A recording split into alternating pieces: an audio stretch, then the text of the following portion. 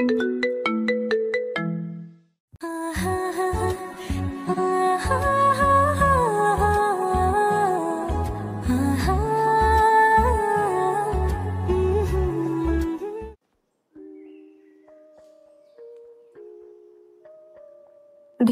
পোশাক পরে আকাশ ভার্সিটির গেট দিয়ে প্রবেশ করছে। দেখতে পুরোই খ্যাতের মতো লাগছে, এই জন্য সবাই আকাশের দিকে তাকিয়ে রয়েছে। আকাশ এদিকে কোনো খেয়াল করলো না, সে তার মতো করেই হেঁটে যাচ্ছিল এক পাশ দিয়ে। আর তখনই বাইকে করে একটা মেয়ে আসলো। মেয়েটা হচ্ছে চৌধুরী গ্রুপ অফ ইন্ডাস্ট্রির চৌধুরী সাহেবের একমাত্র মেয়ে। অনেক অহংকারী, সেজন্য ভার্সিটির সবাই তাকে ভয় পায়। মেয়েটা আকাশকে দেখে অবাক হয়ে গেল, কারণ তাদের ভার্সিটিতে এরকম খ্যাতমার্কা ছেলে এই প্রথম এসেছে। মেয়েটা ইচ্ছে করেই আকাশকে ধাক্কা দিল। ধাক্কা দেওয়ার কারণে আকাশ কিছুটা সামনে গিয়ে পড়ে গেল।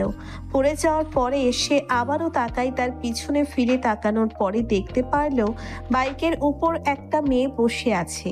আর তখন আকাশ বলতে শুরু করলো, আপনি কি চোখে দেখেন না? আরো তো অনেক জায়গা আছে, আপনি ওখান দিয়ে যেতে পারলেন না। আমাকে কেন শুধু শুধু ধাক্কা দিলেন? আজব তো। আমার ইচ্ছে হয়েছে, আমি তোকে ধাক্কা দিয়েছি। তোর কোনো কিছু বলার আছে?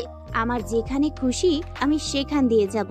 তুই আমার মুখে মুখে তর্ক করার সাহস কোথা থেকে পেলি? ভার্সিটিতে নতুন এসেই আমার সামনে পড়ে গেছিস। আপনি কি বলছেন? আমি তো কোনো কিছুই বুঝতে পারছি না। আমি আপনার সামনে পড়ে গিয়েছি মানে? আমি কি ইচ্ছে করে আপনার সামনে পড়েছি নাকি? আর আপনি কে? আমার কেন জানতে হবে? আর আমার কোনো কিছু জানার প্রয়োজন নেই, ওকে? আমার ব্যাপারে খুব ভালো করে জানতে পারবে, আর আমার থেকে একটু দূরে দূরে থাকবে, না হলে মেরে পুরো তক্তা বানিয়ে দিব। শালা ফকিন্নি কোথা থেকে যে এসব আমাদের ভার্সিটিতে ভর্তি হতে আসে। এবারে নীলা তার বাইকে করে চলে গেল। তারপর আকাশ উঠে পড়ল, আর আকাশকে উঠতে দেখে সবাই আনমনে হেসে চলেছে।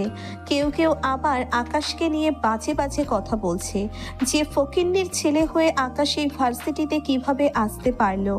আকাশ এগুলো শুনেও না শোনার ভান করেন, সামনে যেতে লাগলো।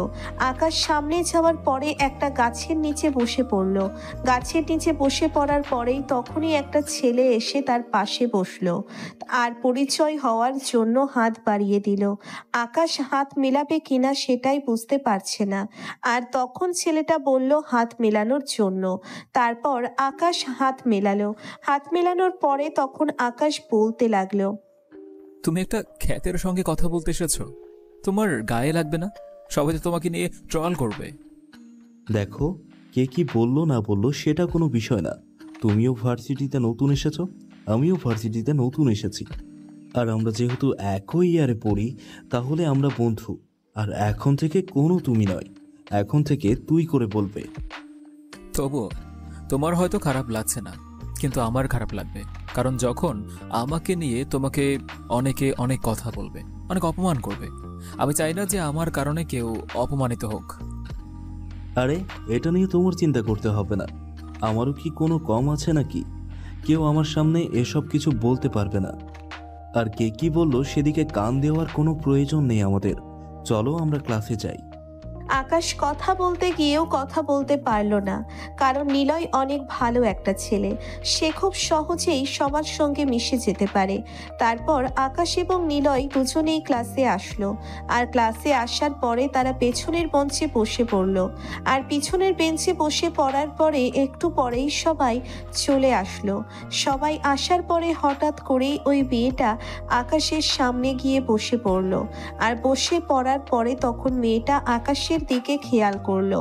আর খেয়াল করার পরে তখন মেয়েটা আকাশকে বলতে লাগলো, কি রে, তুই আমাদের দ্বিতীয় বর্ষে কি করিস? তুই না প্রথম বর্ষে ভর্তি হয়েছিস? তোর সঙ্গে আমাদের ক্লাস করতে হবে? শালা ফকিন্নি। আমি তো ট্রান্সফার নিয়ে এখানে ভর্তি হয়েছি। আর আমি কি কখনো বলেছি আপনাকে যে আমি প্রথম বছর ভর্তি হয়েছি? আর আমি এখানে ক্লাস করলে আপনাদের সমস্যাটা কোথায়? এখানে তো সবাই পড়াশোনা করার জন্য এসেছে, ফ্যাশন শো করতে আসেন। তোর এত বড় সাহস, তুই আমার মুখের উপর কথা বলিস, আমাকে জ্ঞান দেওয়ার চেষ্টা করছিস? তুই শুধু আজকে বের হওয়া, তারপর বুঝতে পারবি আমি কে। নীলা, তুই কিন্তু শুধু শুধু হিসাব করছিস। ছেলেটা নতুন এসেছে, ছেলেটার সঙ্গে শুধু শুধু ঝামেলা কেন করতে গেছিস? ছেড়ে দে। আর ছেলেটাকে তো অন্যায় কিছু বলেনি আকাশ, যা বলেছিস ঠিকই বলেছে। তোকে কি আমি এখানে কথা বলতে বলেছি? তুই কেন কথা বলছিস? তুই এখানে একদম কথা বলবি না। আর তোর কি এর সঙ্গে বসা যায়? তুই নিজের মান সম্মান এভাবে ডুবিয়ে ফেলবি? আমার মান সম্মান নিয়ে তোকে এত চিন্তা করতে হবে না। তোর যা কাজ তুই কর, বুঝতে পেরেছিস? আর আকাশের সঙ্গে তুই শুধু শুধু ঝামেলা করিস না। ছেলেটাকে পড়াশোনা করতে দে ভালো মতো। তোর জন্য পুরো ভার্সিটিতে সিনিয়ররাও পর্যন্ত ভয়ে থাকে। এমন করিস কেন সবার সঙ্গে? তোর ক্ষমতা আছে দেখেই সবার সঙ্গে এরকম ব্যবহার করতে হবে? একটু ভালোভাবে চল, দেখবি সবাই তোকে ভালো বলবে। তুই কিন্তু এখন বেশি বেশি করছিস। আমি কিন্তু ভুলে যাব তুই আমার বাবার বন্ধুর ছেলে। তোকেও কিন্তু এই আকাশের মতো অবস্থাই করব। আর ফকিন্নির আবার কিসের মান সম্মান রে? একে আজকে মেরে আমি তক্তা বানাবো। শুধুমাত্র ক্লাস থেকে বের হতে দে। আমার সম্পর্কে তোর এত কিছু বলতে হবে না। আমি আমারটা খুব ভালোভাবেই বুঝি। আর আকাশ গরিব দেখে ওর সঙ্গে কথা বলবো না, ওর সঙ্গে মিশবো না, এমনটা তো হতে পারে না। আমার এমন চরিত্র নয়, এটা তুই ভালোভাবেই জানিস। আমরা সবাই মানুষ, এটাই আমাদের সবচেয়ে বড় পরিচয়। আজ টাকা আছে, কাল হয়তো নাও থাকতে পারে, তাই বলে মানুষ হয়ে অমানুষের মতো ব্যবহার করব, এমনটা আমি আমার পরিবার থেকে শিক্ষা পাইনি। নীলা নিলয়ের কথা শুনে অনেক বেশি রেগে যায়। আর নীলা মনে মনে ভাবছে সব রাগ আকাশের উপর ঢালবে। আকাশ নীলার দিকে তাকিয়ে ভয় পাচ্ছে, কারণ নীলার ব্যাপারে আগে দেখেই সে জানতো সে এসেছে একটা এখানে মিশনের জন্য, আর সেই মিশনের মধ্যে মিলাও আছে। নীলা আকাশকে অনেক আগে থেকেই ভালোবাসে। নীলা আকাশকে পরিবর্তন করবে, কিন্তু যে এর আগে মেয়ে, তাকে যে এই পরিবর্তন করার পিছনে কতটা সহ্য করতে হবে, কত কিছু দেখতে হবে, সেটার চিন্তা করছে আকাশ। একটু পরে স্যার আসলেন। স্যার আসার পরে আকাশের ব্যাপারে বলল। তারপর স্যার আর কিছু না বলে ক্লাস করাতে লাগলেন। আর এভাবে ক্লাস শেষ হতে হতে দুপুর হয়ে গেল। দুপুরবেলা ভার্সিটির ক্লাস শেষ করে আকাশ এবং নিলয় দুজনেই বের হচ্ছে। আর তখনই পেছন থেকে আকাশকে কেউ যেন ধাক্কা দেয়, আর ধাক্কা দেওয়ার ফলে সে সিঁড়িতে পড়ে যায়। তাকিয়ে দেখলো নীলা এবং তার বান্ধবীরা হাসাহাসি করছে। আর তখন মিথিলা নীলাকে বলতে লাগলো, নীলা, ওই বখাটার খ্যাতের বাচ্চাকে, ওই ছেলেটা সাহস তো কম নয়। ও নিলয়কে দিয়ে তোর সামনে বসে জ্ঞান দেওয়াই, তাই না? ওই ছেলেটা এখন খুব ভালোভাবেই বুঝতে পারবে কত ধানে কত চাল। আর নিলয়, তুই কিন্তু এসবের মাঝে আসিস না, তাহলে কিন্তু অনেক ঝামেলায় পড়বি। নিলয়, আমি তোকে এখনো বলছি তুই এসবের মাঝে আসিস না। তুই যদি আসিস তাহলে কিন্তু তোকেও আমি ক্ষমা করব না। তোকেও কিন্তু আমি মায়ের খাওয়াবো। আর আমি কি করতে পারি না পারি এটা তুই ভালোভাবেই জানিস। কথাটা মাথার মধ্যে ঢুকিয়ে নে। আর এই খ্যাতের বাচ্চা খ্যাত, এদিকে আয় তুই। আপনারা কেন আমার সঙ্গে এরকম করছেন? আমি তো আপনাদেরকে কোনো ক্ষতি করিনি, আর আমি তো কোনো কিছু বলেও নি। আমি নিলয়কে কোনো শিখিয়ে দেইনি আপনাদের কেউ বলার জন্য। নিলয় নিজে থেকেই এসব বলেছে, তবু আপনারা কেন বুঝতে পারছেন না? আকাশ কোনো কিছু না চাইতেও সামনে গেল। আর সামনে যাওয়ার পরে আকাশকে একটা থাপ্পড় মারলো। আর থাপ্পড় মারার পরে নিলয় এগিয়ে আসলো। এগিয়ে আসার পরে কিছু বলতে যাবে, আর তখনই আকাশ তার মুখ ধরে ফেলল। তারপর আকাশ নিলয়কে আগে টানতে টানতে নিচে নিয়ে আসলো। নিচে নিয়ে আসার পরে তখন আকাশ নিলয়কে বলতে লাগলো, নিলয়, তুই শুধু শুধু কেন ওর সঙ্গে ঝামেলা করতে গেছিস? আর আমাকে যা বলার বলবে, আমি কোনো প্রকার কোনো প্রতিবাদ করব না। ও যা মন চাই করবে। আর কিছুদিন এমন করলে পরে যখন দেখবে আমি কোনো রেসপন্স করছি না, তখন থেকে আর এমন করবে না। তুই এর পিছনে যাস না, কারণ আমি চাই না আমার কারণে তোর এরকম হয়ে যাক। চল বাসায় যাই। তাই বলে তুই এভাবে মুখ বুজে সহ্য করবি? প্রতিবাদ করার মতো কেউ থাকবে না? এটা তো সহ্য করতে পারবো না আমি। আচ্ছা চল, আমি তোকে তোর বাসার সামনে নামিয়ে দিচ্ছি। আরে না, আমাকে নামিয়ে দিতে হবে না। তুই তোর বাসায় চলে যা, আমি একটু হাঁটলেই চলে যেতে পারবো। তাছাড়া আমার একটা কাজ আছে, তো সেজন্য কালকে দেখা হচ্ছে তোর সঙ্গে, ওকে? নিলয় যেতে চায়নি, কিন্তু আকাশ জোর করে তাকে পাঠিয়ে দিয়েছে। আকাশ পাঠিয়ে দেওয়ার পরে সে ভার্সিটি থেকে বের হয়ে সোজা হাঁটা দিল। আর কিছু দূর হাঁটার পরেই তার সামনে একটা গাড়ি এসে থামলো, BMW। আর সেটার মধ্যে আকাশ চুপচাপ উঠে যায়। উঠে যাওয়ার পরে গাড়িটা দ্রুত গতিতে চলে যেতে থাকে। গাড়িটা একটা জঙ্গলের সামনে এসে থামলো। আর জঙ্গলের সামনে এসে থামার পরে আকাশ কার থেকে নেমে সামনের দিকে হাঁটা দিল। তার পিছনে আরো দুজন রয়েছে, রাকিব এবং ইমরান। ইমরান তখন পেছন থেকে আকাশকে বলতে লাগলো, ভাই আপনি যে কাজটা দিয়েছিলেন এই কাজটা করে ফেলেছি। ওই প্রিন্সিপালের ব্যাপারে খবর নিয়েছি। ওই প্রিন্সিপাল ড্রাগসের ব্যবস্থা করেন এবং নারী পাচারের সঙ্গে জড়িত আছে। ও প্রতিদিন একটা না একটার সঙ্গে থাকে, আর সবগুলো হোস্টেলের মেয়ের সঙ্গেই তার কোনো না কোনোভাবে কানেকশন আছে। ওই হোস্টেলের মধ্যে যত সমস্যা। একজন প্রিন্সিপাল হয়ে সেই হোস্টেলের মেয়েগুলোকে নিয়ে ব্যবসা করা আছে, হ্যাঁ, আর তাদের সঙ্গে অসভ্যতম করছে। আর এটা সমাজের চোখে অনেক ভালো, তাই না? মানুষ এতটা নিচে নামতে পারে কি করে? যে শিক্ষক হলো মানুষ গড়ার কারিগর, আর সেই শিক্ষক যদি এসব পাপ কাজ করে থাকে তাহলে ছাত্ররা কি শিখতে পারবে ওর কাছ থেকে? ওর বেঁচে থাকার কোনো অধিকার নেই, ওকে মরতে হবে। কিন্তু তার আগে আমাকে আরো অনেক কিছু জানতে হবে, তার সঙ্গে কারা কারা রয়েছে। ভাই আর একটা কথা, আজকে রাতে আমাদের এখানে প্রায় 1 কোটি টাকার অস্ত্র আসার কথা হয়েছে। ওরা ট্রাকে করে বর্ডার পর্যন্ত পৌঁছে দিতে পারবে, আর সেখান থেকে আমাদেরকে রিসিভ করে আনতে হবে। কিন্তু সমস্যাটা হচ্ছে প্রশাসনের কারণে এই প্রশাসন খুবই ঝামেলা করছে। সন্ধ্যার সময় কমিশনারের সঙ্গে মিটিংয়ের ব্যবস্থা কর, আর কমিশনারকে বল আমার সঙ্গে দেখা করার জন্য তার সঙ্গে কোনো একটা রেস্টুরেন্টে মিটিংয়ের ব্যবস্থা করবে। আর এখানে নিয়ে আসার কোনো প্রয়োজন নেই, যা এখন। আকাশের কথায় ইমরান এবং রাকিব দুজনে চলে যায়। তারপর আকাশ ভিতরে এসে ফ্রেশ হয়ে খাবার খেয়ে নেয়। আর খাবার খাওয়ার পরে সে ল্যাপটপে কাজ করতে লাগলো। আর এভাবেই বেশ অনেকটা সময় পার হয়ে গেল। বিকেলবেলা তার ফোনে একটা কল আসলো, আর আকাশ কলটা রিসিভ করলো। রিসিভ করার পরে অফিস থেকে কেউ যে একজন তাকে বলতে লাগলো, ভাই নতুন খবর আছে একটা। নতুন খবর হচ্ছে প্রিন্সিপালের সঙ্গে আমি গাড়িতে আরেকজনকে উঠতে দেখেছি। লোকটার ছবি পাঠাচ্ছি আপনার কাছে। আর ভাই এদিকে সব ঠিক আছে। শোন, আরেকটা কথা বলে রাখি, আমার কথা ছাড়া কোনো অপারেশন করবে না। ওই গ্যাংস্টার কিন্তু ওট পেতে বসে আছে আমার লোকগুলোকে ধরার জন্য, আর আমার লোকগুলোকে ধরলে তার অনেক বেশি লাভ হয়ে যাবে। এটা তো তুই ভালোভাবেই জানিস, তাই তোরা সাবধানে থাকবে। আমার কথা ছাড়া কোনো অপারেশন করবে না। কেউ ফায়ার করলে পিছিয়ে আসবে, বুঝতে পেরেছিস? গোডাউনের মধ্যে চুপচাপ থাকবে। হ্যাঁ ভাই, আর একটা কথা হচ্ছে যে আমাদের একজন খুব কাছের ছোট ভাই তাকে মেরে ফেলেছে, আর লাশটাকে এমনভাবে কেটেছে যা বোঝার কোনো উপায় নেই। আর এগুলো আমার কাছে পার্সেল পাঠিয়ে দিয়েছে। এটা কালকে খুন করা হয়েছে। আপনি নিশ্চয়ই নিউজটা দেখেছেন। হ্যাঁ, আমি নিউজটা দেখেছি। আগে ভার্সিটির ঝামেলাটা শেষ করি, তারপরে ওই গ্যাংস্টারকে দেখে নিয়েছি।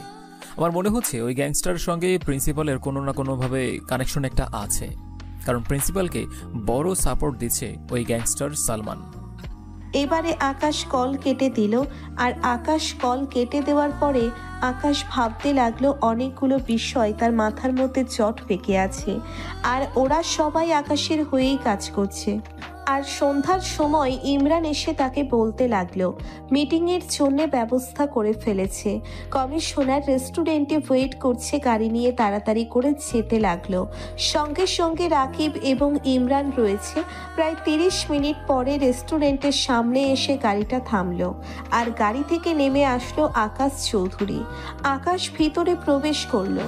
পৃথিবীর প্রবেশ করার পরে দেখতে পারলো কমিশনার বসে আছে, আর তখন আকাশ তার সামনে বসে পড়ল।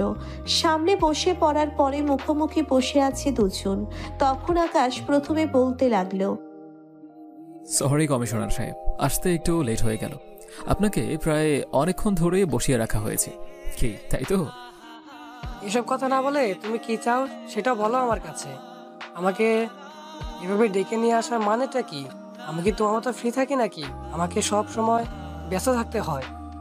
কি বলেন কমিশনার সাহেব, আপনি এত ব্যস্ত মানুষ আমি তো জানতামই না। কারণ আপনার সবকিছু চাওয়ার আগেই তো আপনি পেয়ে যান।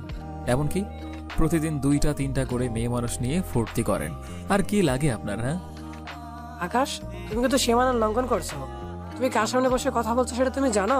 আর তুমি আর কখনো কোনো অন্যায় করতে পারবে না। আমি তোমার সবকিছু ধরে ফেলেছি। আজকে তোমার 1 কোটি টাকার অস্ত্র আসার কথা ছিল, এগুলো আমি সোজা থানায় নিয়ে যাব। আপনার এত বড় সাহস হয়নি যে আমার অস্ত্রগুলো নিয়ে যাবেন সরকারি হেফাজতে। আর ওগুলো যে সরকারি হেফাজতে যাবে না এটা তো আমি খুব ভালোভাবেই জানি। শুনুন, আমি আপনাকে একটা অফার দিচ্ছি, আপনি আমার সাথে লাগতে আসবেন না। আর আপনি কার কথায় এমনটা করছেন এটা কিন্তু আমি খুব ভালো করেই জানি। আপনার বস সালমানকে গিয়ে বলে দিবেন আকাশ চৌধুরী আবারও ফিরে এসেছে, আর এইবার কাউকে সে ছেড়ে দেবে না, সবাইকে মেরে ফেলবে। তুমি কি বলছো? সালমান কেন আমার বস হতে যাবে? তাকেও আমি খুঁজছি, কিন্তু খুঁজে পাচ্ছি না। তার ব্যাপারে অনেক রিপোর্ট এসেছে, তাকে অ্যারেস্ট করতে হবে, আর না হয় দেখা মাত্রই গুলি। এসব কথা আমাকে শোনাবেন না, আমি অনেক বড় খেলোয়াড়, আপনি আমার মতো খেলোয়াড় হতে পারবেন না কখনো। এখন কাজের কথায় আসি। আমার কাজে যদি বাধা দিতে আসেন আপনাকে মেরে ফেলে দেব, কথাটা মনে রাখবেন। আমার কাজে বাধা দিতে আসবেন না আপনি। যে অন্যায়গুলো করেছেন এগুলো না হয় সামনে চলে আসবে, আপনার ব্যাপারে কিন্তু আমি অনেক অনেক প্রমাণ জোগাড় করাই আছে। কয়েকটা প্রমাণ আপনাকে দেখাই, ওকে? তখনই আকাশ তার মোবাইলটা বের করে কিছু ভিডিও কমিশনারকে দেখালো। আর ভিডিওগুলো দেখার পরে কমিশনারের মুখ দিয়ে কোনো কথা বের হচ্ছে না।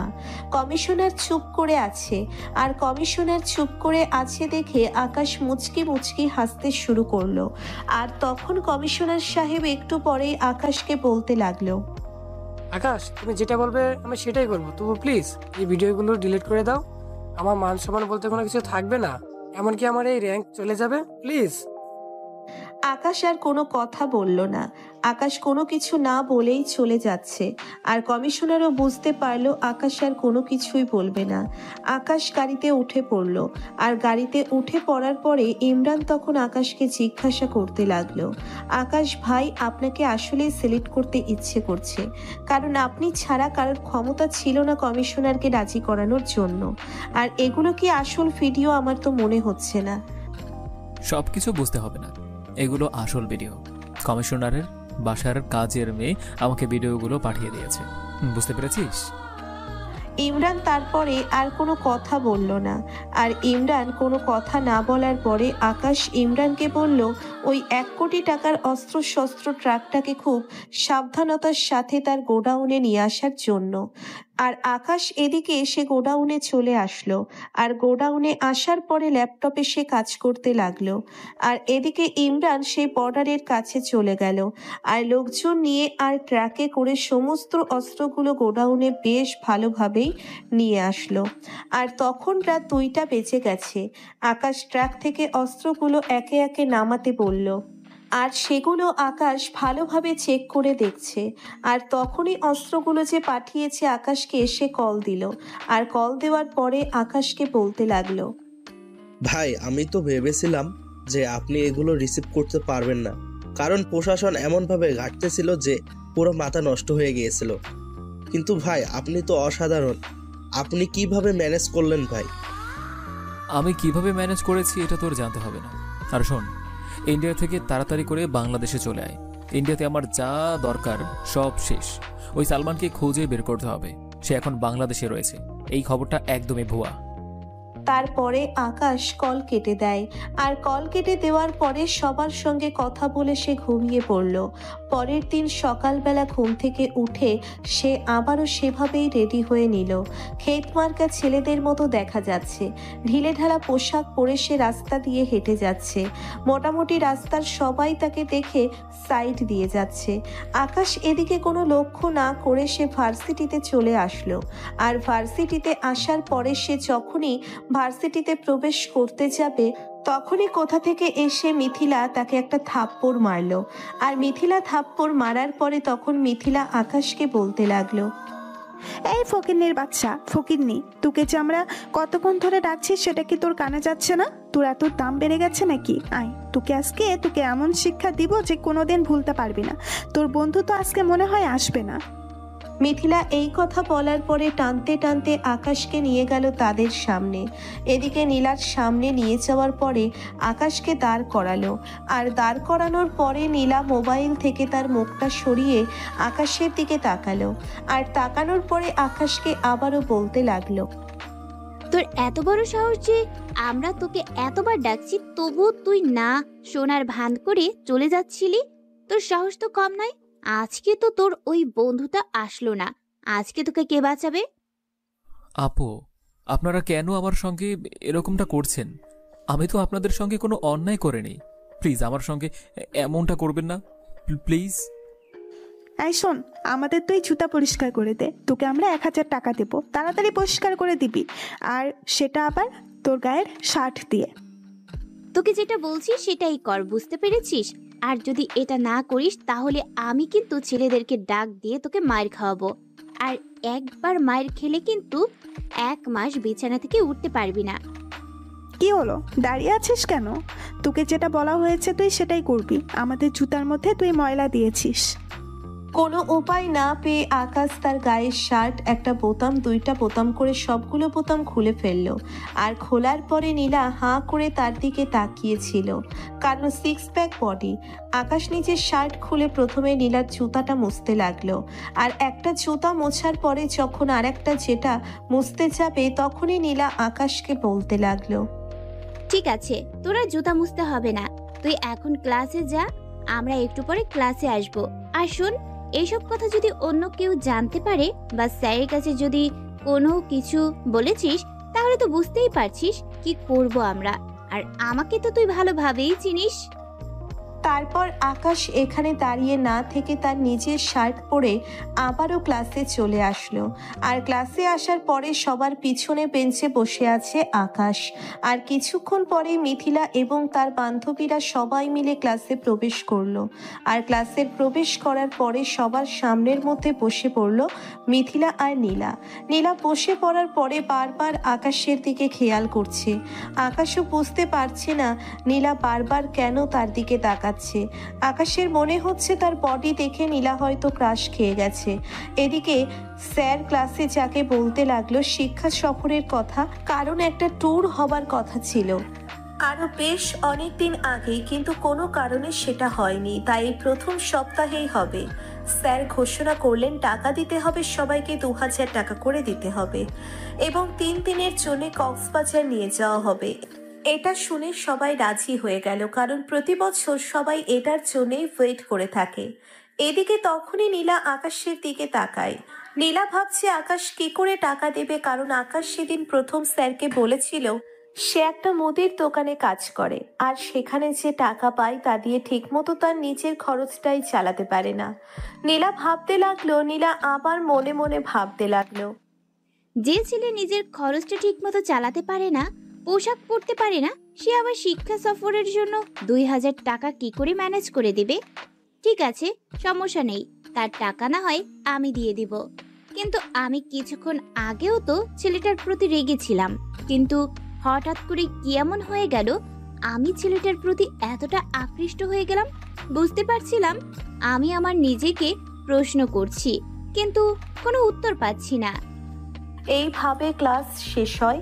নীলা এদিকে স্যারের সাথে কথা বলল, আর এদিকে আকাশ ক্লাস শেষ করে বেরিয়ে আসলো। ক্লাস শেষ করে যখন সিঁড়ির কাছে আসলো সে সময় পিছন থেকে মাথার মধ্যে কেউ থাপ্পড় মারলো। আকাশ পেছন ফিরে তাকায় আর দেখতে পারলো মিথিলা তাকে মেরেছে। আকাশ এইভাবে তাকিয়ে আছে দেখে মিথিলা আরও সাথে কয়েকজন মেয়ে হাসতে শুরু করলো। আকাশ কোনো কিছু বলতে চেয়েও বলতে পারবে না, কারণ সে চায় না শুধু শুধু এখানে ঝামেলা করার জন্য। আর তখনই দেখতে পারলো প্রিন্সিপালের রুমে কয়েকজন প্রবেশ করছে। ছেলেগুলোকে দেখে আকাশের বেশ সন্দেহ হলো, আর তখন আকাশ এভাবে তাকিয়ে আছে দেখে মিথিলা আকাশকে ধাক্কা দিল, আর ধাক্কা দেওয়ার পরে আকাশ সামলাতে না পেরে সিঁড়িতে পড়ে গেল। আর পড়ে যাওয়ার পরে আকাশ বেশ অনেকটাই ব্যথা পেল। আকাশ কোনো কিছু না বলে চলে যেতে লাগলো, আর তখন নীলা এসে এটা ভালোভাবে দেখতে পারলো। আর নীলা এসে মিথিলাকে একটা থাপ্পড় দেয়, আর থাপ্পড় দেওয়ার পরে মিথিলা তখন নীলাকে বলতে লাগলো, নীলা, তুই আমাকে এভাবে থাপ্পড় কেন মারলি? আমি তো তোর সঙ্গে কোনো কিছুই করিনি। তোর থাপ্পড় মারাটা কিন্তু উচিত হয়নি। তুই শুধু শুধু আকাশকে কেন মারলি? ছেলেটা অনেক অসহায়, তাই বলে তুই ওর সঙ্গে এরকম ব্যবহার করবি? দেখ, কার সঙ্গে এরকম ব্যবহার করা ঠিক না। ওর জায়গায় যদি আমি বা তুই থাকতাম, তখন তুই কি করতি? তখন যদি তোর সঙ্গে এমনটা কেউ করতো, তখন কি তোর ভালো লাগতো? এরপর থেকে আকাশকে কোনো প্রকার কোনো র্যাগিং করবি না। ছেলেটা অনেক অসহায়। নীলা, তুই তোর মুখে এসব কথা বলছিস?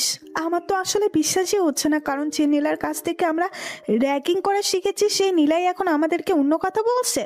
তোর কি কোনো কিছু হয়েছে নাকি? নেশা পানি করেছিস? আগে আমি তোদের জন্য আমি বিপদে গিয়েছিলাম, কিন্তু এখন আমি বুঝতে পারছি আসলে এসবের মধ্যে কখনোই পরিপূর্ণতা পাওয়া যায় না। আমি এখন বুঝতে পারছি আসলে এসবের মধ্যে কোনো কিছুই নেই, শুধু শুধু সাময়িক শান্তি মানুষকে কষ্ট দেওয়াতে। আমারও কষ্ট লাগে এখন। এই কথা বলার পরে মিথিলা অনেকটা রাগে চলে যায়। আর এদিকে আকাশ হাঁটতে হাঁটতে সে যথারীতি তার গোডাউনে চলে আসলো।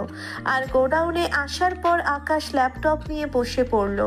আর বসে পড়ার পরে ওয়েব প্রিন্সিপালের এখানে সিসি ক্যামেরাগুলো ট্র্যাক করতে লাগলো, কিন্তু কোনোভাবেই সে হ্যাক করতে পারছে না। আর তখনই শিয়াম আকাশকে এসে বলতে লাগলো, আকাশ ভাই, আমার কাছে একটা আইপি অ্যাড্রেস আছে, ওটা দিয়ে ট্রাই করতে পারেন। আমার মনে হয় ওই গ্যাংস্টার সালমান খুব ভালো করে প্রোটেক্ট দিয়েছে। আর আপনি যে ট্র্যাক করছেন এটা সালমান যে কোনোভাবেই জেনে গেছে, না হলে এতটা সমস্যা কখনোই হতো না। সিয়াম, আমার মনে হচ্ছে আমি ভার্সিটিতে ছদ্মবেশে গিয়েছি, এটা কেউ না কেউ হয়তো টের পাচ্ছে, আর সেই জন্যই অনেক টাইট সিকিউরিটি দিয়েছে, নাহলে এত সিকিউরিটি থাকার কোনো কথাই নয়। আমি প্রায় অনেকক্ষণ ধরে ট্রাই করছি, বুঝতে পারছি না কিছু। শিয়াম আইপি অ্যাড্রেসটা দেওয়ার পরে আকাশ আবারও কাজে লেগে পড়ল। আর দীর্ঘ 2 ঘন্টা চেষ্টা করার পরে সিসি ক্যামেরাগুলো হ্যাক করতে পারল। সেখানে ভয়েস সহ রেকর্ড করা হচ্ছে। আকাশ ভয়েস রেকর্ড শুনে সত্যিই অনেক খুশি হয়ে গেল, কারণ সে ভেবেছিল ভয়েস রেকর্ড থাকবে না, কিন্তু সেখানে ভয়েস রেকর্ডার চালু করা আছে। ওদের মাঝে কথাবার্তাগুলো। তোরা কি বলছিস? এই ভার্সিটিতে আকাশ প্রবেশ করেছে, এটা কখনই হতে পারে না। আকাশের কি এত সময় আছে যে এই ভার্সিটিতে এই সামান্য কাজের জন্য আসবে?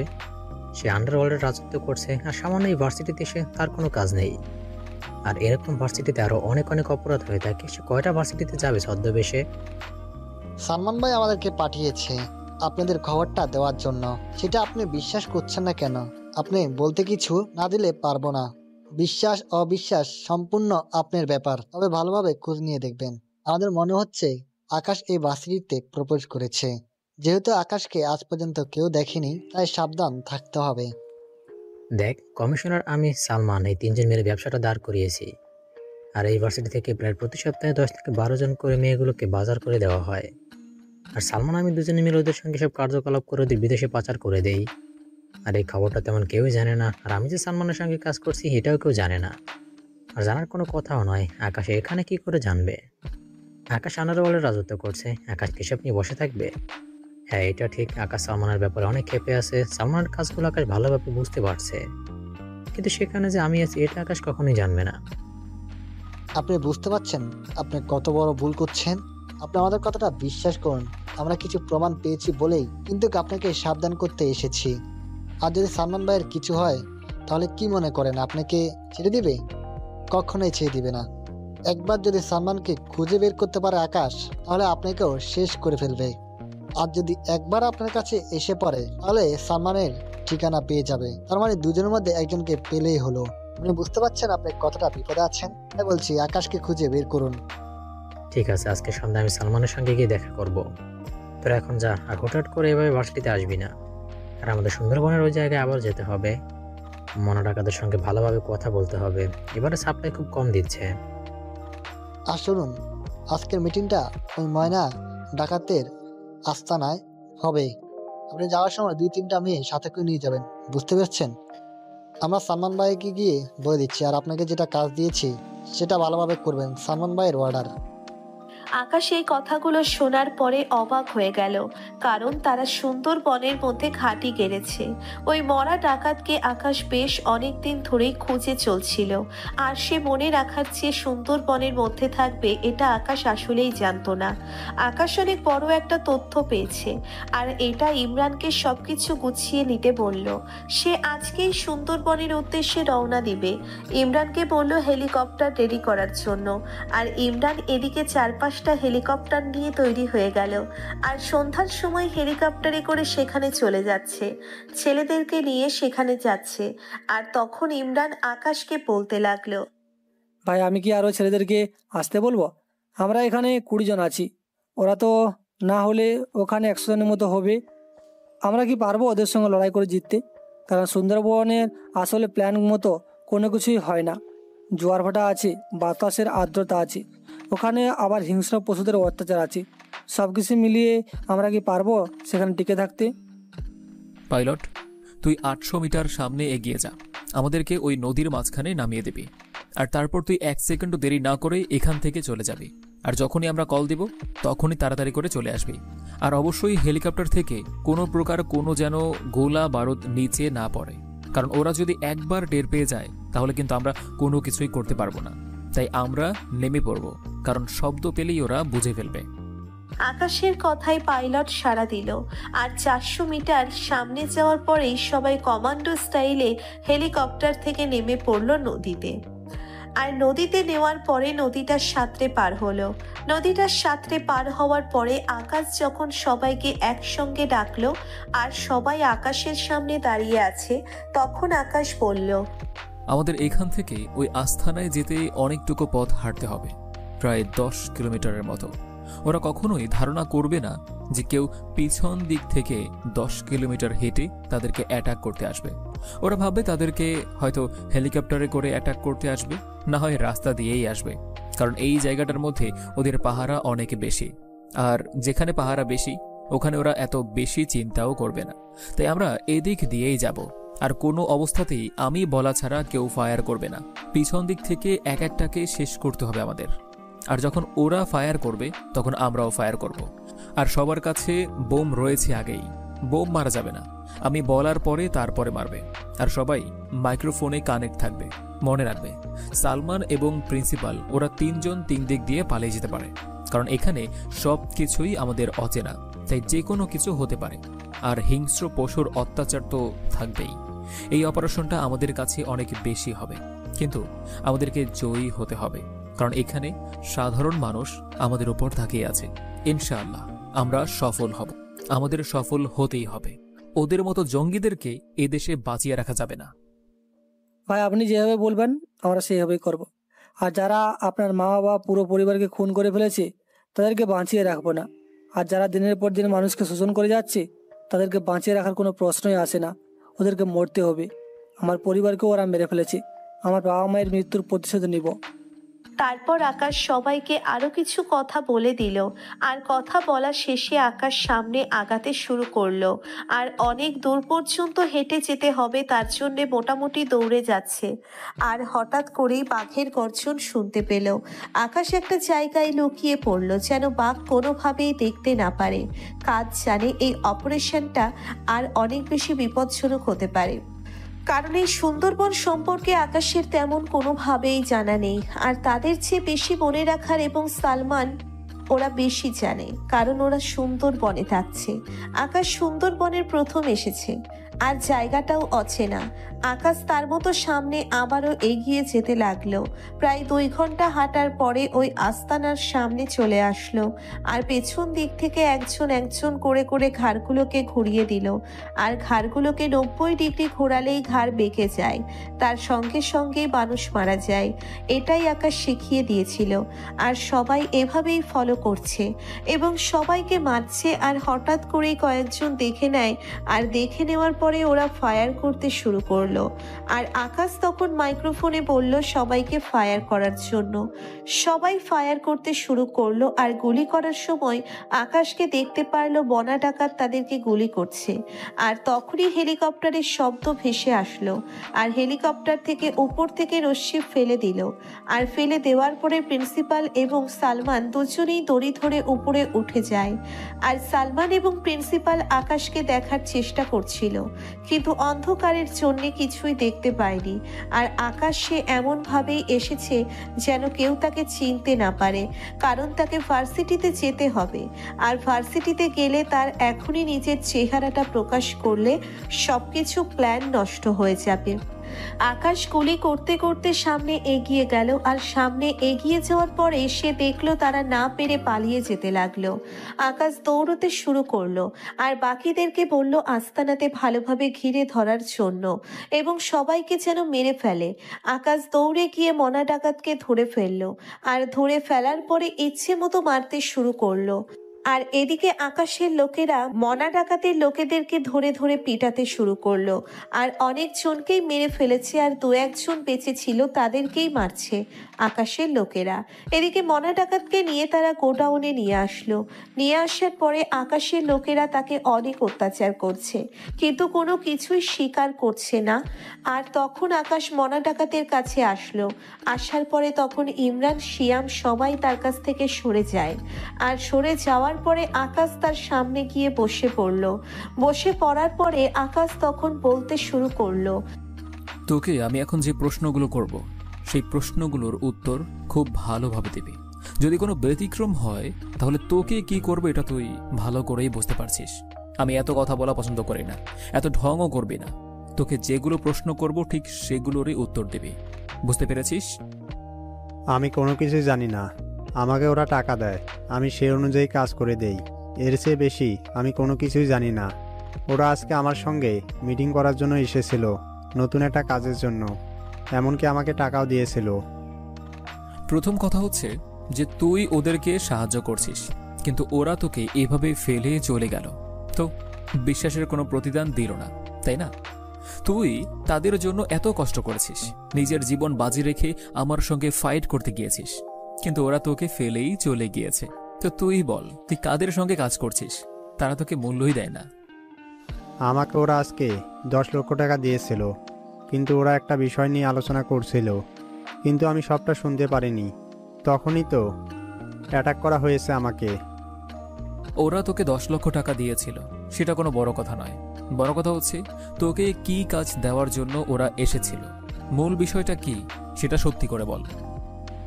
আমাকে ওরা 10 লক্ষ টাকা দিয়ে বলেছিল আমি যেন ঢাকার মধ্যে বেশ কিছু জায়গায় বোম ব্লাস্ট করি, এবং এই বোম ব্লাস্টে অনেক মানুষ মারা যাবে, আর তখন মানুষ এটা নিয়ে পড়ে থাকবে, আর আমি এদেরকে 100 মেয়েকে বিদেশে পাচার করে দেব। আমার কাজ হলো শুধুমাত্র বর্ডার পাস করে দেওয়া, আর বাকিটা ওরা ইন্ডিয়া থেকে অন্য কাউকে দিয়ে কাজটা করিয়ে নেবে।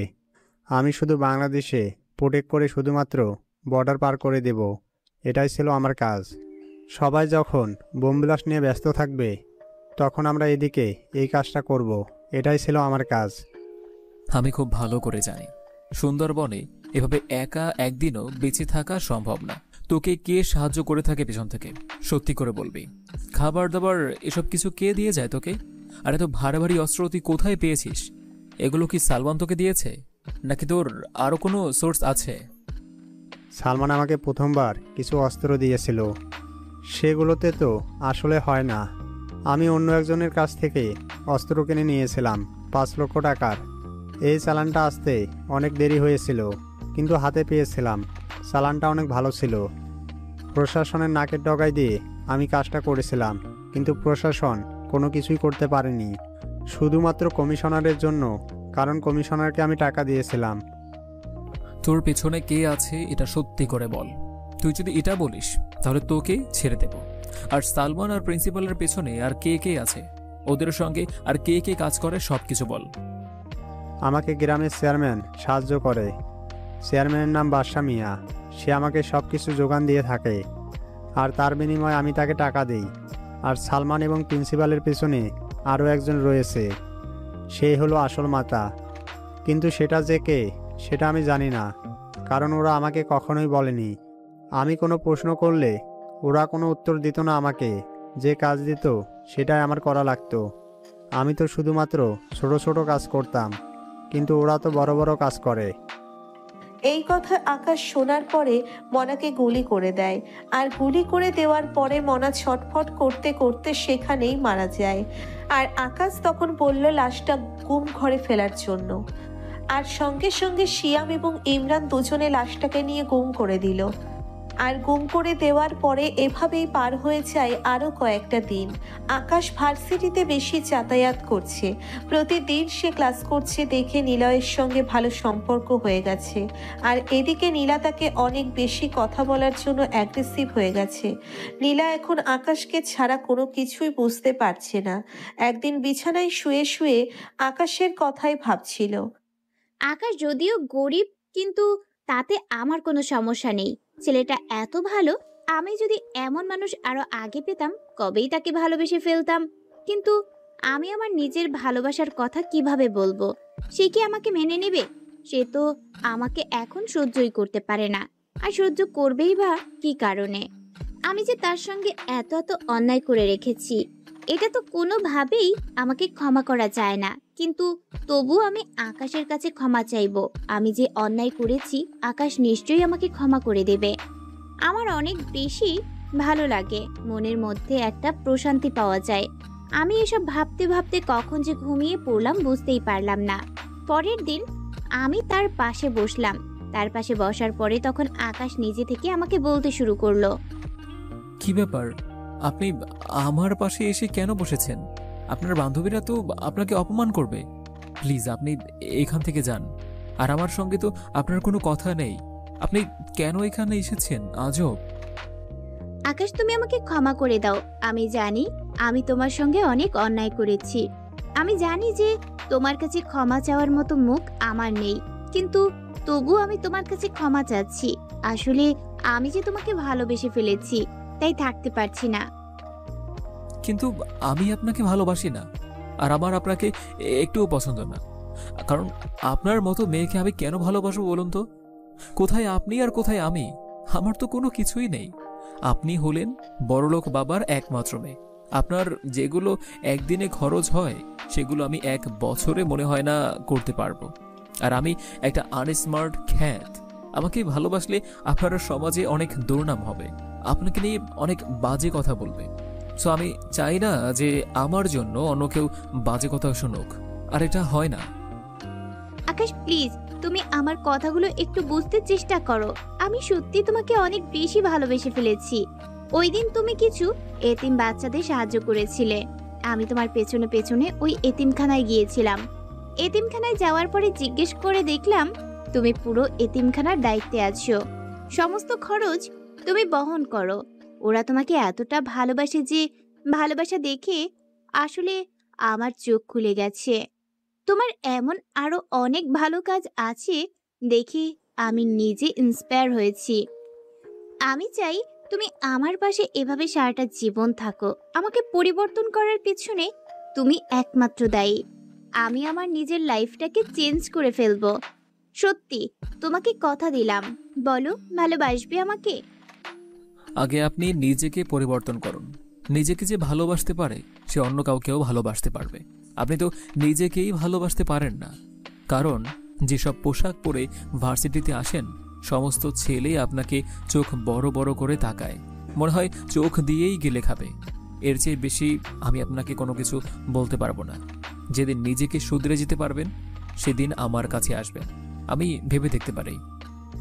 এ কথা বলার পরে আকাশ এখান থেকে চলে আসলো। আর আকাশ ক্লাসে এসে নিলয়ের সঙ্গে গল্প করতে লাগলো। আর নিলয় তখন নীলাকে উদ্দেশ্য করে আকাশকে বলতে লাগলো, নীলা তোকে সত্যিই অনেক বেশি ভালোবেসে ফেলেছে। তুই কেন শুধু শুধু তাকে কষ্ট দিচ্ছিস? মেয়েটার চোখে আসলেই পবিত্র ভালোবাসা দেখতে পাচ্ছি তোর জন্য। তুই তাকে মেনে নে। যদিও মেয়েটা অনেক রাগী অহংকারী ছিল, কিন্তু এখন তো আর অহংকার নয়, এখন তো সে পরিবর্তন হয়েছে, তাই না? হ্যাঁ, আমি জানি সে অনেক বেশি পরিবর্তন হয়েছে, কিন্তু আমি চাই সে আরও পরিবর্তন হবে। তারপর আমি তাকে মেনে নেব। এমনকি আমি তাকে ভালোবেসে ফেলেছি। কিন্তু এখনই ভালোবাসার কথাটা বলবো না। আমার হাতে অনেক কাজ আছে, অনেক কিছু করার বাকি আছে। আচ্ছা, তুই আমাকে একটা কথা বলতে পারবি? প্রিন্সিপাল ভার্সিটি শেষ করে কোথায় যায় সেই তথ্যটা কি আমাকে দিতে পারবি? হ্যাঁ, সেটা বের করে দেওয়া যাবে। আমি এই ভার্সিটির ব্যাপারে অনেক কিছু শুনেছি, কারণ এই ভার্সিটির হোস্টেলের মেয়েদেরকে নাকি প্রিন্সিপাল ব্যবসা করে। এখন এই কথাটা সত্যি কিনা জানি না। আর চল তাহলে আজকে এটা খুঁজে বের করে দেখি। আমারও জানার ইচ্ছা, কিন্তু সাহস হয়নি কখনো। আকাশ এবং নিলয় এসব নিয়েই কথা বলছিল, আর তখনই স্যার প্রবেশ করলো। স্যার প্রবেশ করার পরে বলল, এ সপ্তাহে কক্সবাজার ট্যুরে যাওয়া হবে না, আগামী সপ্তাহে যেতে হবে। আকাশের এসব নিয়ে কোনো মাথা ব্যথা নেই, কিন্তু নীলা ভাবছে সে আকাশের সঙ্গে ট্যুরে গিয়েই সবকিছু মিটমাট করে নেবে। কিন্তু আকাশ ভাবছে এই ট্যুরে যাওয়ার আগেই সমস্ত কিছু শেষ করতে হবে, কারণ ট্যুরে গেলে প্রিন্সিপালকে পাবে না, অনেক এলোমেলো হয়ে যাবে। যা করার এই সপ্তাহের মধ্যেই করতে হবে। আর এভাবেই ক্লাস শেষ হয়। আর ক্লাস শেষ হওয়ার পরে নিলয়কে প্রিন্সিপালের পিছনে লাগিয়ে দিল। আর এদিকে আকাশ তার মোবাইলে সিসি ক্যামেরাগুলো ভালোভাবে দেখতে শুরু করলো সিঁড়িতে বসে। আর তখনই এদিকে নীলা আসতে লাগলো। আর তাড়াতাড়ি করে আকাশ তার মোবাইলটা পকেটে রেখে নীলাকে এড়িয়ে যেতে শুরু করলো। পেছন থেকে নীলা ডাকছে, আর নীলা ডাকার সময় হঠাৎ করে কেউ যেন আকাশকে গুলি করলো। আর আকাশের সঙ্গে নীলাও ছিল। আর আকাশের গায়ে গুলিটা না লেগে কাচের মধ্যে লেগে কাচটা ভেঙে যায়। আর সঙ্গে সঙ্গে আকাশ নীলাকে ধাক্কা দিয়ে নিচে বসিয়ে দিল। আর নিচে বসানোর পরে আকাশ নিজে পিস্তলটা বের করে ওখানে গুলি করতে থাকে। ওখান থেকে একটা ছেলে চলে যায়, একটা ছাদ থেকে স্নাইপার দিয়ে গুলি করছিল। আকাশ খুব ভালোভাবে এটা দেখে নেয়। ছেলেটা চলে গেল, আর আকাশ তখন নীলাকে রেখে ওই ছাদে উঠল। আর ছাদে ওঠার পরে সেখানে দেখতে পেল একটা ব্রেসলেট। আর ব্রেসলেট দেখে অবাক হয়ে গেল, কারণ এই ব্রেসলেট তার খুব ভালোভাবে চেনা, কিন্তু কার হাতে দেখেছিল সেটা আকাশের মনে পড়ছে না। কিন্তু এটা তার পরিচিত একজনের হতে পারে, কারণ কার হাতে যেটা দেখেছিল সেটা মনে নেই আকাশের। আকাশ ব্রেসলেট নেওয়ার পরে নিলয়ের কাছে চলে আসলো। নিলয়ের কাছে আসার পরে দেখতে পারলো প্রিন্সিপাল একটা গোপন লোহার মধ্যে প্রবেশ করলো, আর নিলয় সেটা দেখিয়ে দিয়েছে। আর তখনই আকাশ তার কোমর থেকে আবারও পিস্তলটা বের করলো। আর পিস্তল বের করার পরে নিলয় অবাক হয়ে গেছে, কারণ আকাশের কাছে পিস্তল দেখে। আর নিলয় তখন আকাশকে জিজ্ঞেস করতে লাগলো, তুই কি আসলেই সে আকাশ নাকি অন্য কেউ? তুই আমাকে এই কাজ কেন দিয়েছিস? আর তোর হাতে পিস্তল কেন? আমাকে কিছু বলবি? তুই কেন এসব করছিস? তুই কে? আমি কে সেটা তোর জানতে হবে না। আপাতত তুই আমার সঙ্গে আয়, আর আমার পরিচয় তুই এমনিতেই পেয়ে যাবি। এই বলে আমি আমার হাতের মধ্যে ট্যাটু করা তাকে দেখালাম। আর ট্যাটু দেখেই নিলয় অবাক হয়ে গেল, আর অবাক হয়ে আমাকে বলতে শুরু করলো, তুই সে আকাশ চৌধুরী? আর আমি কিনা তোর সঙ্গে তুই তুই করে কথা বলেছি? সরি ভাই, আমাকে মাফ করে দেবেন। আমি আপনাকে চিনতে পারিনি ভাই। আপনি থাকেন, আমি এখান থেকে গেলাম ভাই। আমি কাউকে কোনো কিছু বলবো না। দেখ, এখন এসব কথা বলিস না, আমার সঙ্গে আয়। আর তুই পিছন থেকে দেখ কেউ আছে কিনা। আমি চাই না যে ভার্সিটির কেউ জানুক। ব্যাপারটা ইউনিভার্সিটিতে সবাই জানলে ছাত্রছাত্রীরা ছুটোছুটি করতে শুরু করবে, আর তখন ওদের গায়ে গুলি লাগবে। তাই তুই দেখ কেউ আছে কিনা। আকাশ সামনে এগিয়ে যায়, পিস্তল তাক করে। আর এগিয়ে যাওয়ার পরে সে গুহার মধ্যে প্রবেশ করলো। আর প্রবেশ করার পরে সেখানে অন্ধকার দেখতে পেল। আর তখন নিলয়কে ভিতরে আসতে না বলল, সেখানেই দাঁড়িয়ে থাকতে বলল। আকাশ ভিতরে প্রবেশ করতেই দেখে সেখানে প্রায় 10 থেকে 12 জনের মতো মেয়ে আছে। আর প্রিন্সিপাল একটা মেয়ের সঙ্গে অশ্লীলতা করছে। আর সঙ্গে সঙ্গে আকাশ তাকে গুলি করতে শুরু করলো। আর গুলি করার সময় প্রিন্সিপাল কোনো প্রস্তুত ছিল না। এই অবস্থায় প্রিন্সিপাল পালিয়ে যেতে শুরু করলো, কিন্তু আকাশ থেকে ধরে ফেললো। ধরে ফেলার পরে ইচ্ছে মতো মারতে শুরু করলো। আর মেয়েগুলোকে হাতের বাঁধন খুলে দেওয়ার পরে মেয়েগুলো ওই গুহা থেকে বের হলো। আর আকাশ প্রিন্সিপালকে নিয়ে ওই কথা থেকে বের হওয়ার পরে ভার্সিটির মাঠে এসে সবার সামনে রাখলো। আর তখন সবার সামনে আকাশ বলতে লাগলো, অনেকেই আমার ব্যাপারে জানো, আবার অনেকেই আমার ব্যাপারে জানো না। আমি সেই Akash Chowdhury underworld mafia king, যাকে দেখার জন্য পুরো দেশ তাকিয়ে রয়েছে। এই প্রিন্সিপাল সালমানের সঙ্গে কাজ করে এবং ভার্সিটির পেছনে একটা গুহার মধ্যে মেয়েগুলোকে আটকে রেখে ওদের সঙ্গে অশ্লীলতা করে এবং ওই মেয়েগুলোকে বিক্রি করে দেয়। আজকে থেকে প্রিন্সিপালের খেলা শেষ।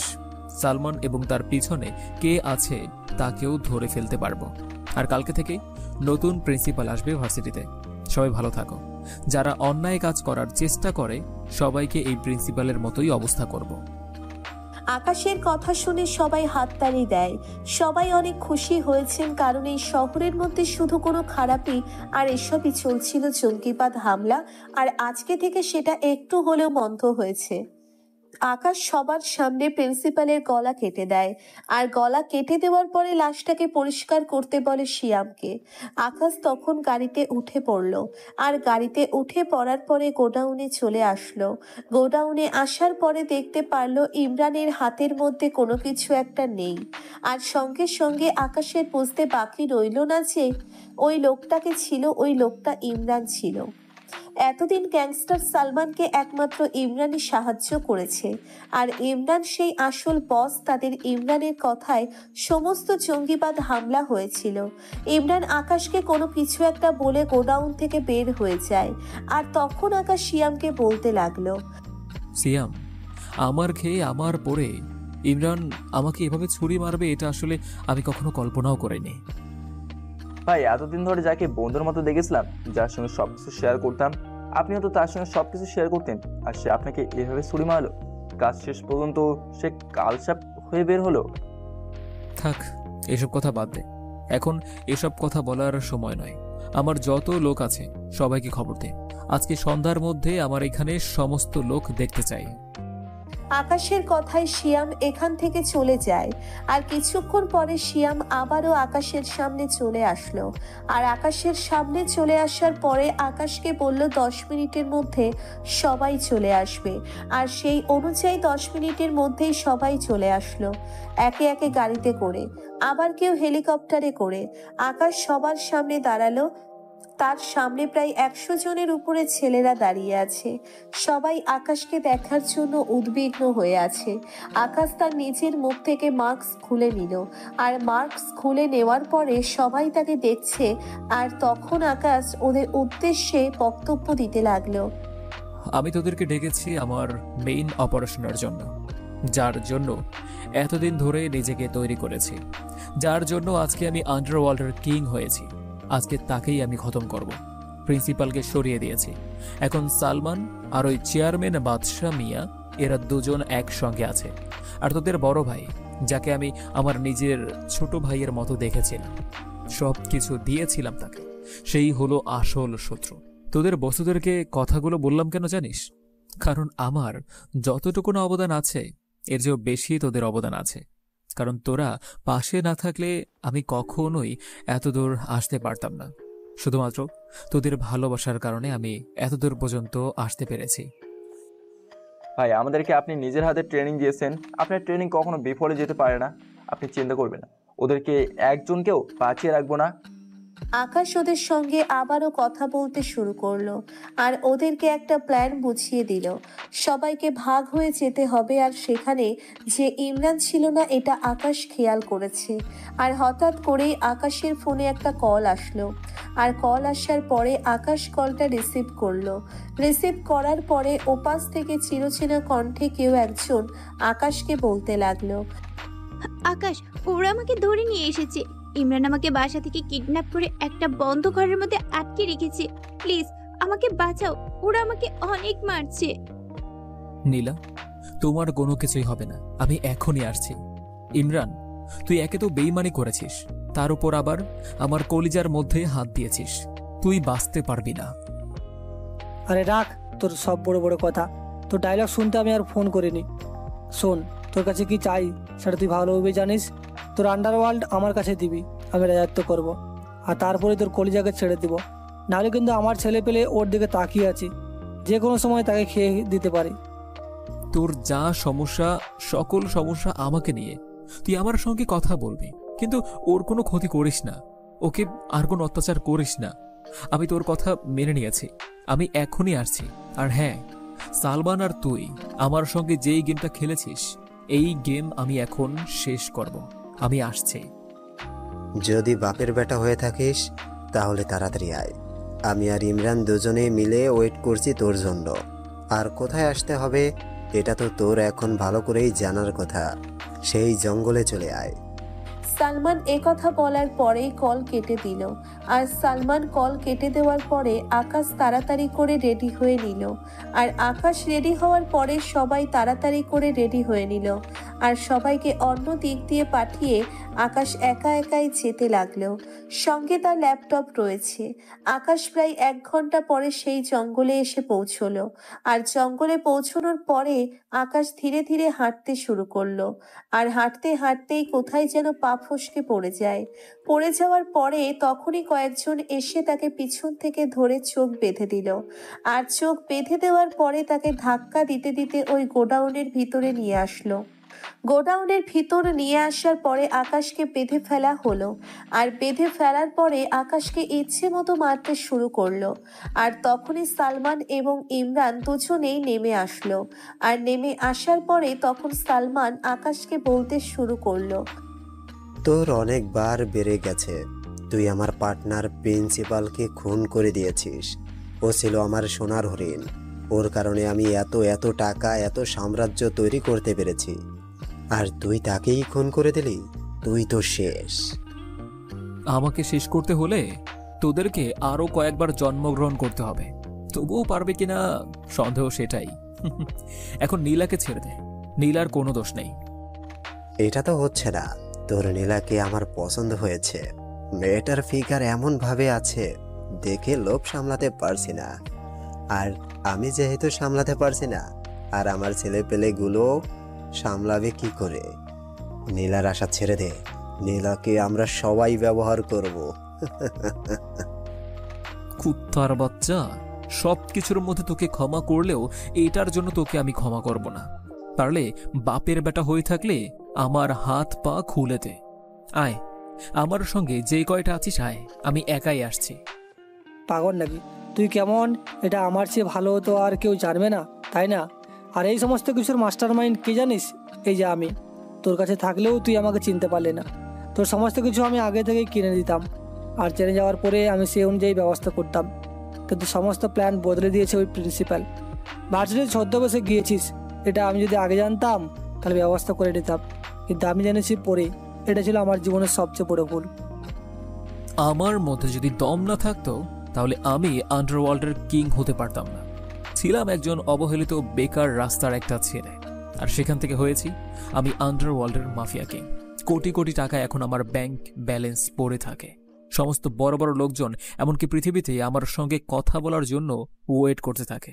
সবকিছুই আমার কলিজার মধ্যে পাওয়ার ছিল বলেই কিন্তু এটা করেছি। তোরা বাঁচতে পারবি না। তোদের মৃত্যু খুব কাছাকাছি চলে এসেছে। তখনই ইমরান এবং সালমান দুজনেই লাঠি দিয়ে আকাশকে দমছে পিটাতে লাগলো। আর পিটাতে পিটাতে আকাশের মুখ দিয়ে রক্ত বের হয়ে পড়ল। আকাশ নিজেকে সামলে আবারও হাসতে লাগলো। আর হাসি দেখে ইমরানের অনেক ভয় হলো, কারণ এই হাসি অনেক ভয়ঙ্কর। এটা ইমরান ভালোভাবেই জানে, কারণ ইমরানের চেয়ে ভালো আর কেউ জানবে না এই হাসির ব্যাপারে। আর ইমরান ভয় পাচ্ছে দেখে আকাশ তখন ইমরানকে বলতে লাগলো, তোকে দেখে আমি ভালো করেই বুঝতে পারছি তুই এখন আমাকে ভয় পাচ্ছিস। এত ভয়েরই আমার সঙ্গে লড়াই করতে এসেছিস? হ্যাঁ, আমার তো হাত পা বেঁধে রেখেছিস। তুই কি মনে করেছিস তাতেই আমি তোকে কিভাবে ছেড়ে দেবো? এখনো আমি আবারও বলছি, নীলাকে ছেড়ে দে। নীলাকে আমার কাছে আসতে দে। মেয়েটার চোখের পানি আমি সহ্য করতে পারছি না।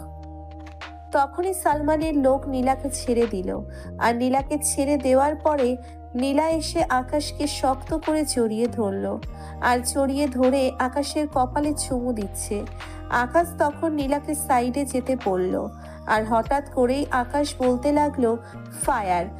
আর সাথে সাথে ফায়ার হতে লাগলো চারিদিক থেকে। আর ইমরান এবং সালমান দুজনে পালিয়ে যেতে লাগলো। আর তখনই নীলা আকাশের হাতের বাঁধন খুলে দেয়।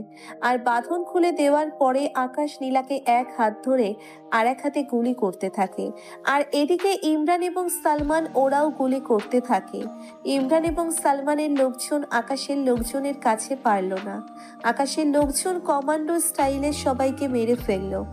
আর ইমরান এবং সালমান বুঝতে পেরে সে পালিয়ে যাচ্ছে। আকাশ সালমানের পায়ে গুলি করলো। আর সালমানের পা গুলি করার পরে শিয়ামকে বলল এটাকে দেখে রাখার জন্য। শিয়াম সালমানের কাছে চলে আসলো। আর সালমানের কাছে আসার পরে তাকে মারতে শুরু করলো। আর এদিকে ইমরানকে ধরার জন্য দৌড়াচ্ছে। ইমরানও পালিয়ে যাচ্ছে নিজেকে রক্ষা করার জন্য। আর শেষ পর্যন্ত আর কোনো কাজ হলো না। ইমরানকে আকাশ ধরে ফেললো। ধরে ফেলার পরে একটা লাথি দিয়ে মাটিতে ফেলে দিল। আর মাটিতে ফেলে দেওয়ার পরে তার নাকের মধ্যে কয়েকটা ঘুষি দিতে লাগলো।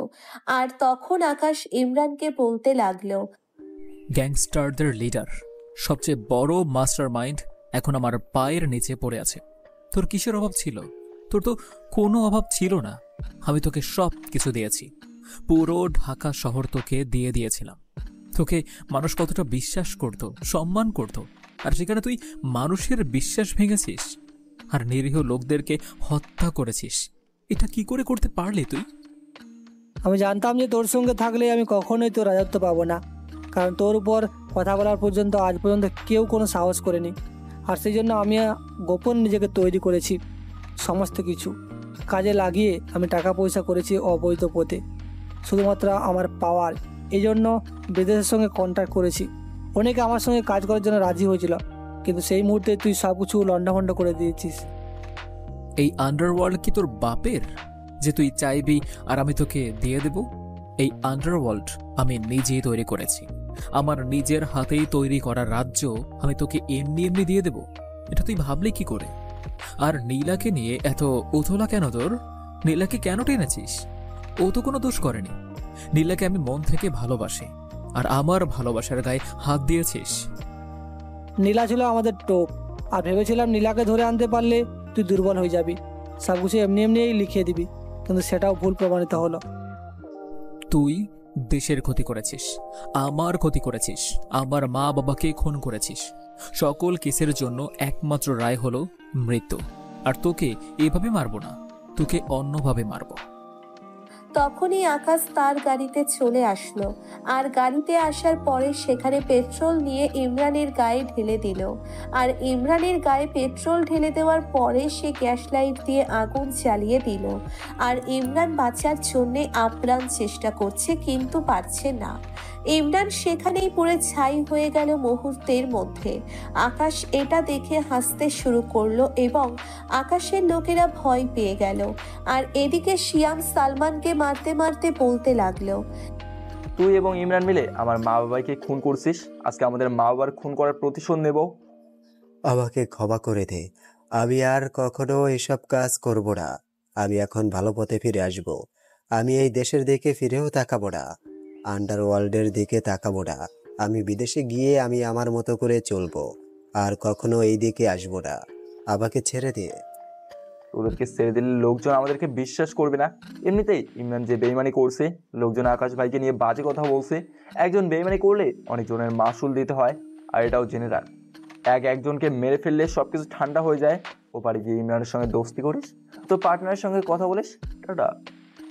এই বলে শিয়াম গুলি করে দিল। গুলি করে দেওয়ার পরে ছটফট করতে করতে সালমান সেখানেই মারা গেল। আর তখনই নীলা আকাশকে দৌড়ে এসে শক্ত করে জড়িয়ে ধরলো। আর নীলা জড়িয়ে ধরে কান্না করছে।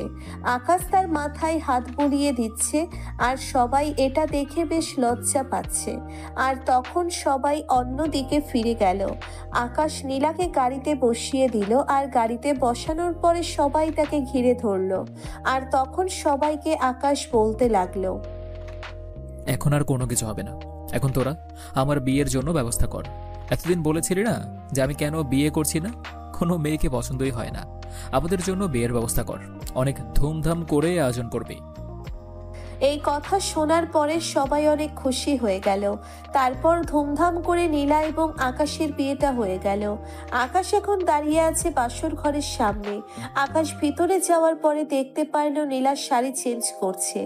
আর শাড়ি চেঞ্জ করার সময় আকাশ পেছন থেকে শক্ত করে জড়িয়ে ধরলো। আর জড়িয়ে ধরে তার কানের কাছে গিয়ে বলতে লাগলো, কি ব্যাপার, তুমি শাড়ি কেন পরছো? শাড়ি পরার তো কোনো প্রয়োজন নেই, তাই না? একটু পরেই তো আমি তোমাকে মা বানানোর জন্য মিশনে যাব, তখন তো। হয়েছে হয়েছে, এবার থামো থামো, আর কিছু বলতে হবে না। আর আমাকে তুমি যদি জড়িয়ে ধরেছো কেন? তুমি তো আমাকে অনেক কষ্ট দিয়েছো, আমাকে ভালোবাসো না, আমাকে মেনে নিবে না, এই সেই কত কথা।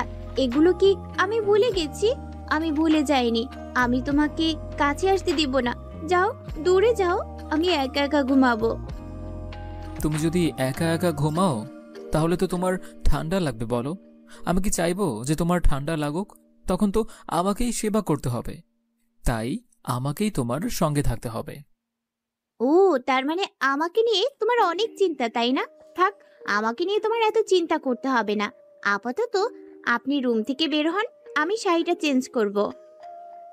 যেতে পারি, তাহলে আগে আমাকে গালে একটা উম্মা দিতে হবে, তারপরে আমি এখান থেকে যাব। না হলে যাচ্ছি না, এভাবেই ধরে রাখবো। আর এভাবেই ভালো লাগছে আমার। আমার কিন্তু সত্যি অনেক বেশি লজ্জা লাগছে। তুমি এখন যাও, আমি ড্রেসটা চেঞ্জ করি, তারপর তুমি আসবে। আকাশ নীলাকে আর কোনো কথা বলতে দিল না। নীলার ঠোঁটজোড়া দখল করে নিল। তারপর কি হলো সেটা আপনাদের জানতে হবে না। আর এভাবে না হয় চলতে থাকুক তাদের মিষ্টি ভালোবাসার গল্পটা। নিত্য নতুন ভালোবাসার গল্প পেতে আমাদের চ্যানেলটি এখনই সাবস্ক্রাইব করে পাশে থাকবেন। ধন্যবাদ সবাইকে।